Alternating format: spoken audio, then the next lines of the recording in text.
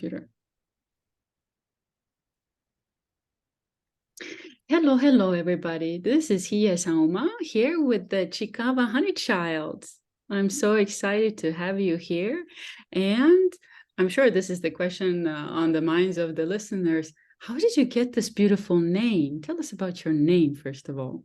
Thank you for having me here.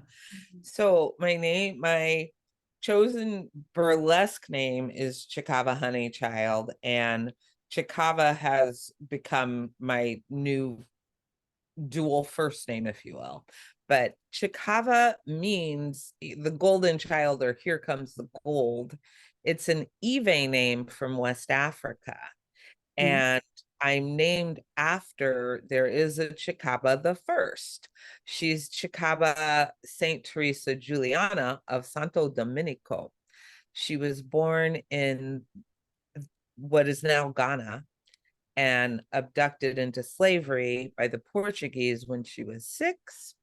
And she ended up living in Santo Domingo, Spain, and living her life out. She was a slave to a noblewoman and was educated, and actually became that woman's kind of spiritual counselor, if you will. And when her mistress died and she was given her freedom, she joined a nunnery for distressed women, if you will, the the women on this the streetwalkers, the folks of the lower class. Because of racism, none of the higher end convents, I'm clearly not Catholic, would take her. So that's where she ended up, and she was treated horribly there.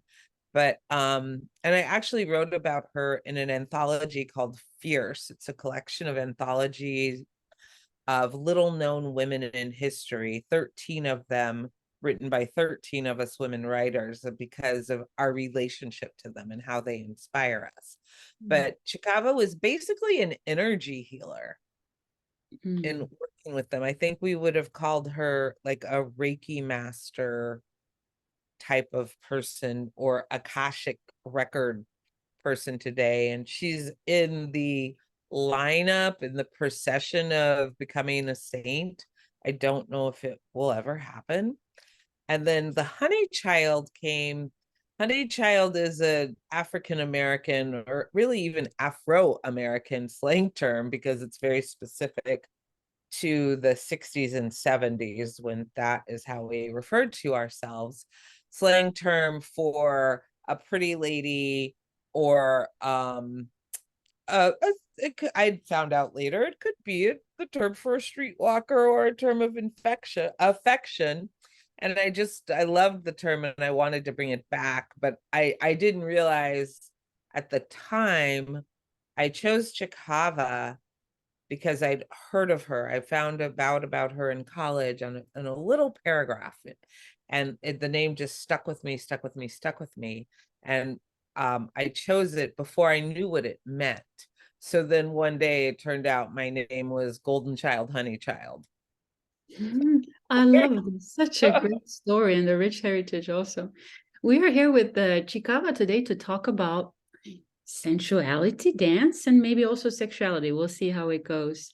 And I'm excited to have you here because you do such interesting work with sacred burlesque and other types of healing arts. Maybe you want to tell us a little bit about like your movement background, what you do, and so then we can get started also with our particular theme. I grew up dancing in Boulder, Colorado, and Denver, Colorado as a teen. I trained with Cleo Parker Robinson. And then in college, it kind of fell off, but I found that I always kept coming back to dance. And I always loved a good musical. And when you look at the American musical and at American women in pop culture, you can see that all of it has at least a root in burlesque. Some of these, there's always like, there's Diana Ross and the cadre of men stand in front of her and then they come back away and she's in a totally new outfit, or Sid Charisse dropping a piece of silk from that costume. Burlesque is the foundation of American women's Mm. popular cultural expression. Madonna, Beyonce, Tina, like, I'm like we don't have to look too far to see the influence of it. So I always loved that, and I didn't know it was a thing you could do. But once I found out it was a thing you could do, I wanted to do it. So I started performing burlesque in about 2006. And then in 2007, I helped form Brown Girls Burlesque, which I ran for 12 until COVID, let's just say. That Mhm. became its natural conclusion. And that was about creating space for Black women to express our points of view and find freedom in our sexuality and sovereignty in our sensuality and storytelling, artistically, theatrically, and politically, to use our voices and come to stage wholly. Now, I initially moved to New York to study fashion design. Oh. And the day I registered, I finished registering at Parsons School of Design. And at the time, there was a bookstore called East West Books right at the corner of 5th and 12th. And I went in there and I got the first book I ever bought in New York was by the teacher of my Taoist school, Grandmaster Montauk Chia, Mhm. Cultivating Female Sexuality. And it was, this is, before you could Google what's that about. The book was a little hard. Now it's second nature, but it was hard to put into practice by myself. And my fella during those years wasn't really like, he was like, what is Taoism? So practicing that type of thing didn't really, it was a seed.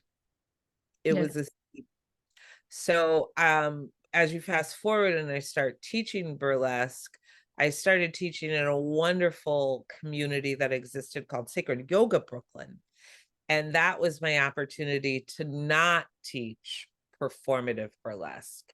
And so I said Boulder, Colorado. So I come from a woo-woo hippie kind of bring it all together, had a yoga practice for as long as I've had a dance practice, metaphysics since I was a teenager. It gave me the chance to start really looking at that cultivating female sexuality 20 years maybe after I bought the book. And so I started incorporating it, and then finally joined under the wing of my teacher, Sharon Smith, who's one of Montauk's senior teachers, like the senior teacher in New York, and really taking in the Taoist practice. And I'm so glad I did, because for me, the sacred sexuality everybody gets to let it be what they want it to be. But Mhm. for me and how I like to share it with women, it's about the integration of your about realizing that your sexuality and your spirituality are not separate. You are soulful and you are sensual. And that as a set of practices as a woman, people choose to express it in various ways, whether you are in a monogamous relationship, or you're a solo person and exploring the energy, or you're a person that really likes to be out there and play parties and the polyamory thing that's going on. But I like to my goal is to help women really understand what it means, similar to how I worked with burlesque. When I started teaching burlesque, it's that first, if you choose to be a performer, that's cool, I'll help you. But you're here in this class to explore something in yourself and to experience yourself as sexual and sensual. and grow your acceptance and self-love.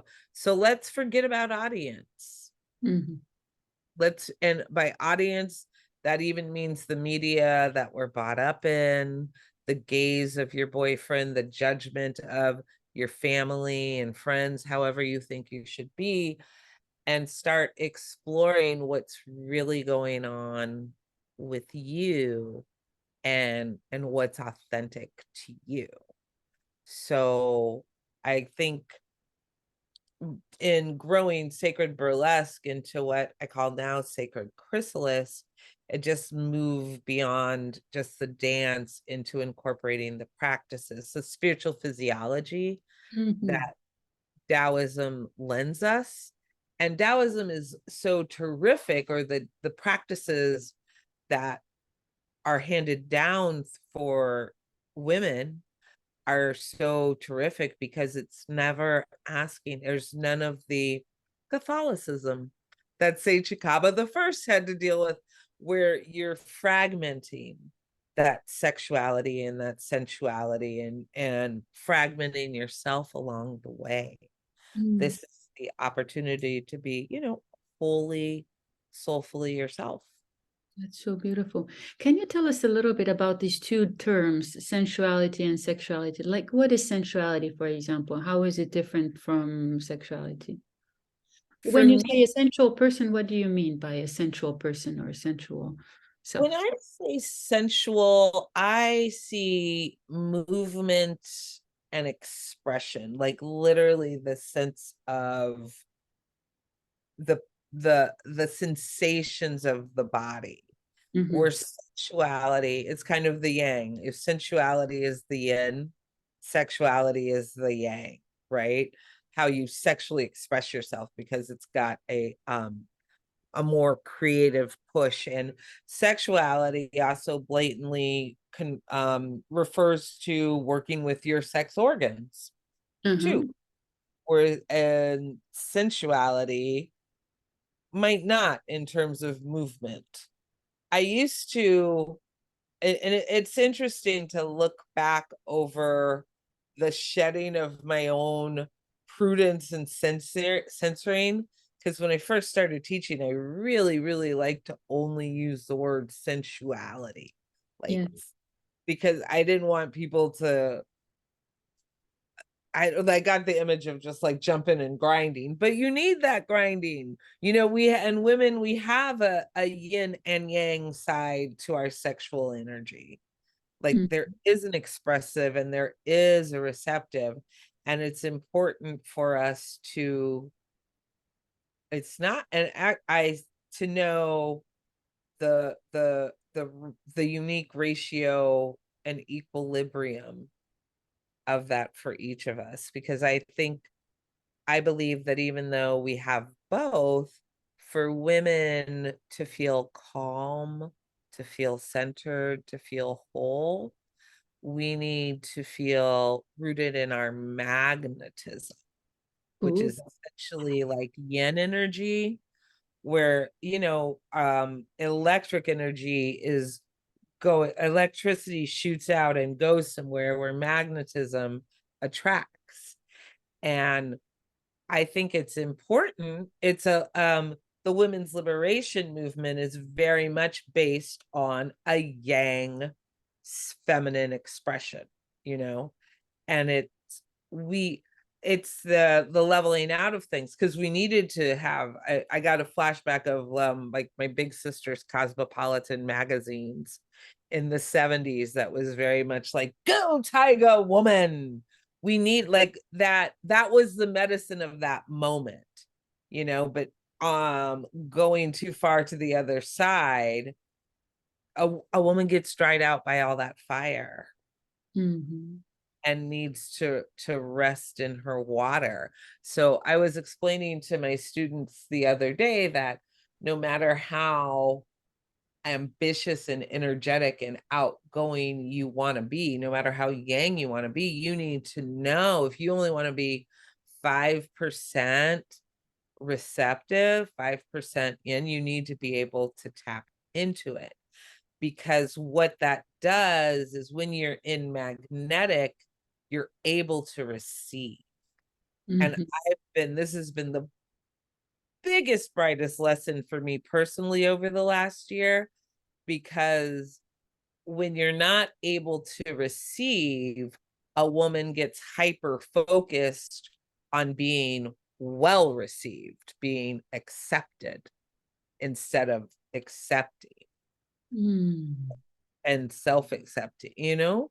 Mm. So what can I do, for example, to become more magnetic in Breathe this? into your kidneys. See, that's where I I told you have no easy answers. Solutions, I mean. I know you thought I was going to say take a great bubble bath, which is fabulous too, which is like that's a great place to talk about the difference. If sensuality is senses and sexuality is the mechanics of the physiology, say, Yes. the sensual answer to that is take a fabulous bubble bath and feel feminine and silky and everything like that. But Uh-huh. now if you want to ground that energy and make it really last, you need to learn how, because our kidneys are part of the first organs forms and they guide our hormones. Mhm. So just for an example, like really you need to learn how to get in touch with your kidneys and release that kind of existential fear and Mm. be in your calm center. And you're wearing that great blue color, which is a fabulous kidney color, which is it is a great but yeah, so it's kind of like there's the wonderful Instagram option of take a bubble bath, and in the spiritual industries of it now, buy something silky and feminine and do these feminine things. But ultimately, the feminine things or the centering things happen on the inside. And what's challenging is that because the practices are demanding, you know, for people know how to go to yoga class and feel better after yoga class, but the the people know how to masturbate, but the deep intimacy of tapping into your organs and releasing the negative emotions for the positive energy that they can unlock is um pretty foreign to people, or it seems conceptual, and Mm. it doesn't pay off fast. You Yes. have to do it for a little while to notice the difference, to notice you're talking to yourself differently, to notice that it's easier to set your boundaries, to notice that it's easier for you to pull something in as opposed to I must do my law of attraction exercise today. Like to have I've been studying also in the past year with the terrific quantum physician philosopher teacher Lynn McTaggart. I in her community, and her she talks about intention Yes. and setting intentions, and it's really been teaching me to have an intentive mind, more like, and that's chiller than positive thinking, but just because positive thinking also puts us in ambition. Mhm. Sounding a little Buddhist today, I guess, but to be just intentive on everything's well, to be of good cheer, like to use Shakespeare, just being of good cheer and relaxing into yourself. Mm. Women undervalue calm. People undervalue calm. We're so addicted to drama, and I need my little dramas. It, I like it from the outside. Like right now, my favorite TV show is George Santos. He's so fun. You know, Mhm. like it's just, Yes. but in my actual life, I want calm. Yes. So true. Chicava, I imagine that there's a listener right now who's saying, well, sensuality, why should I cultivate it? What is it good for? What would you say? Is it important in our life to become not only focused on the sexual but on the sensual too? Yes, because another good way to think about the sensual versus the sexual in a hypersexualized culture is the sexualized becomes product, right? You become a product, where Mm, the sensualized becomes your expression. It doesn't, nobody is going to be everything everybody likes. mhm, You can only like you, and grow and develop you to your blossoming, to your like, no, and no matter where you're at in what you might want to change, your tummy, your thighs, your hair, your height, whatever, like, in really, there's a sensuality in just letting yourself be, mm, like, you don't need to, the sensuality can give you the opportunity to focus on that, being present in the moment, because you can always touch yourself and come back to your senses. You need your sensuality to come back to your senses, your sense of yourself, your sense of your centeredness, mm, and taking that sensuality deep inside yourself mm, and inviting any sexual play from a place of the depth of your comfort inside yourself, mm, not trying to, we all want to, like, we all want to keep our sweetie on their toes or whatever, but what, being able to have fun and be light with it, as opposed to feeling like your life depended on it, mm, the not letting beauty be toxic for you, but letting it be just a natural part of your expression, and honestly trusting that, like Martha Graham said, you're the only you that's going to happen in this universe. mhm, And if if you, it's your responsibility to exalt and express and glorify yourself, because you are the only time you're going to happen. mhm, And there's no amount of inequity, trauma that can stop you from diving deeper in yourself. And I'm not making light of any of anyone's situations, because we mhm, know there are deplorable, horrible, like, there's horrible things that women are going through right at this moment. mhm, And you might not be able to find that there, you mhm, know, but at the end of the day, always there's something that got you through everything you've been through. mm, How close can you get to that person? That something that's gotten you through everything. How close can you get to her? How much can you expand her? How much can you open the lines of communication with her? mm. That is so profound. Chicava, do you think sensuality is also a masculine trait? Do men need it too? Do they need to express it? Do they have it? They do have it, and we we have to accept that it's different. How is it different? For the I'm gonna go ahead and be a little revealing in my own personal relationship, because it's taken me a long time to accept that there's, like, at first I've been with this fella, it's been a long time. So, the sex the sexy texts that come through, there's a trajectory of how I've reacted to them.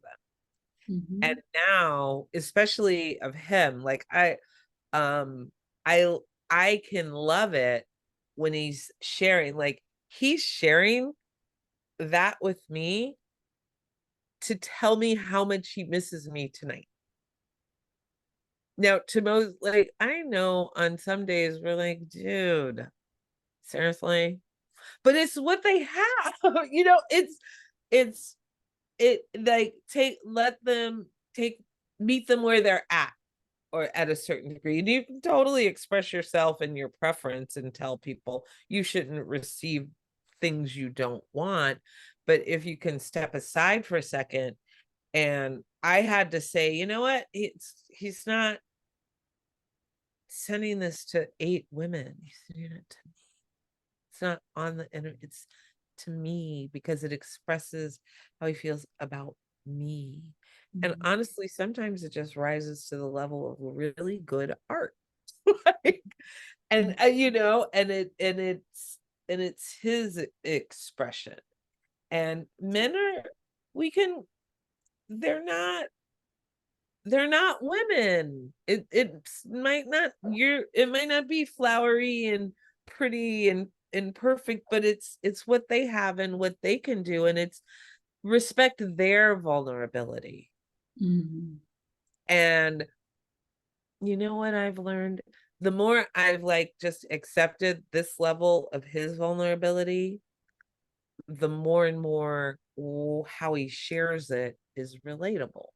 Mhm. Because like the amount we have a palpable sense of whether we're physically safe or not.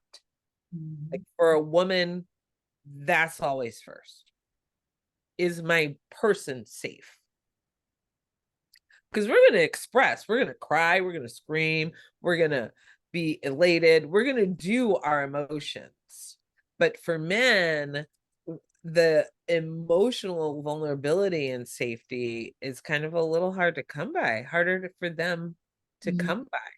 Mhm. And um letting them, tell people if it's really wrong for you, but considering where his heart is at, kind of like that wonderful cheesy song More Than Words, for the guys that don't ever like to say I love you. And Mhm. it's the guys that wrote the song about it, like they're not gonna, this is what they can do. Mhm. Don't judge them by the standards of what a woman can do, just as we don't want to be judged by the standards, and sometimes we do, but should we want to be judged by the standards of what a man can do? Mhm. Nice. Chicava, tell us about the relationships between sensuality or sexuality, as you wish, and dance movement. How do these two go together? Do you, for example, think that dancing, well, I'm not going to ask, I'm just going to let you go. What do I think, for example, dancing is what? Like, for example, dancing can help us in our intimate life. Oh, I mean, yeah, of course, Oh. because I think it always has. I think like the tradition of rock sharki has been proving that for centuries, right? These are dances that we culturally did as women to take care of ourselves, to educate each other, to build community together. They toned our bodies Mhm. sexually. The belly dance is a great example of a practice where you're toning your body sexually just by virtue of doing the dance, and you're tapping into your body sensually through the expression of the dance.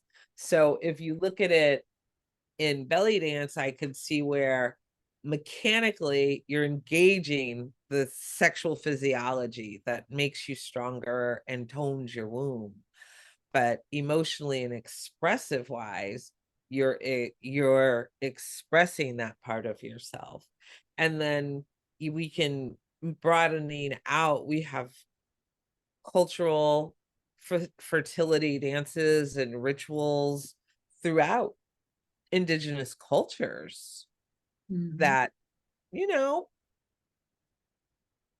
still like, and it's funny because we don't quite in this, they're still kept a little to the side. And then there's our really super raunchy club life mating dance, right? Mhm. That you're out doing in your 20s and 30s. Like, if that's not dance expressing your sexuality, just turn. And I think it's just what humans do. The question is, the questions become, what aspect of yourself are you doing it from? Mm. Who are you doing it for? Are you doing it for gays? Are you doing it for your development and transformation? Are you, yeah, are you what are your intentions in it? But we can't help but do it. Sex is a dance, and dance is sex. Or and yeah. Mhm. Do you think the reverse is also true? For example, by reverse, I mean dancing might impact my, let's say, how I behave as a sexual, erotic, sensual person. Like I might get more self-confidence or more release or more, I might grow more in touch with myself, my body, what I want and what gives me pleasure. But do you feel like the other way around is also true? In other words, there's something in my intimate life that also affects my dancing. So for example, maybe I don't have a partner, maybe I'm not even looking for one, and so I have this absence in my intimate life. Can I get some of those needs, for example, met by dancing? I think so. Mm. I mean, Lord knows we've all had your, well, most of us are single sometime, right? And have to fulfill our expression, because ultimately, no matter your relationship status, your your soul, your partner, your ultimate mate is whomever you view as what created you. Mm. Mhm. Maybe you So can go ahead. so anything you do, and it's funny because it's an inward upward thing, right? So anything you do connects you, that helps you connect to yourself and feel into yourself.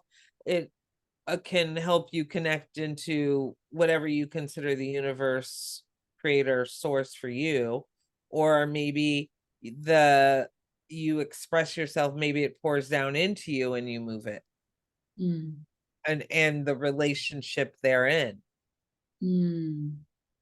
But maybe I, you're, Mhm. no, go ahead. Maybe you're answering this question already, but I wanted actually to ask you to tell us more about this relationship between the relationship that you see between sexuality and the sacred. That might be newer for people and Well, how to cultivate it, how my to tap into it. Hmm. my tagline for my company is actually sacred sensual you. Yes. Um, because you're soulful, you're what's a good way to say it? There's nothing about you that isn't sacred, that isn't, that that isn't anointed, that's not supposed to be happening. That it goes back to that that Graham idea of you're never gonna happen again. Hmm. Hmm. You are a once in a forever moment. And it seems lofty, but how do you, what shifts when you play with that idea as you go through your day doing the most pedestrian things? How do Hmm. you treat people? How do you treat yourself in non-material ways, right? So that it we take it out of self-care being something that gets purchased, and self-love, like taking it out of taking the consumerism out of it. How do we sacred, how can you grow to cherish yourself? How can you appreciate yourself? And just a very you alone in a room with nothing at stake on your reputation, how much you make, what your ambitions are, but how much can you grow the idea that you're just supposed to exist and it's really awesome that you do.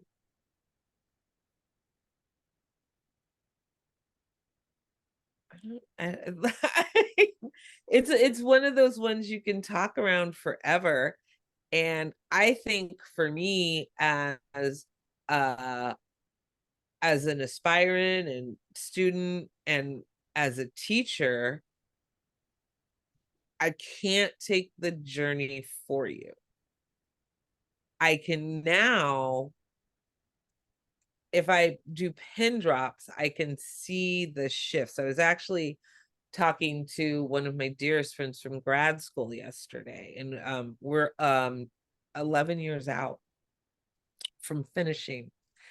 And in the past, in the metamorphosis that was COVID for all of us, we were talking about like, wow, I wish, even though in 2012 when I graduated Goddard, I was teaching a whole bunch of burlesque classes. I was running around being this like role model of sovereignty and self-expression, the Mhm. self-doubt, the self-esteem, the self-worth. It's not where it should have been. I'm glad I could be out there expressing. Then maybe that's that kind of yang sexuality and femininity. It's like, let me just put it out there. And then one day the inside met it. And Mhm. it's continuing to meet it.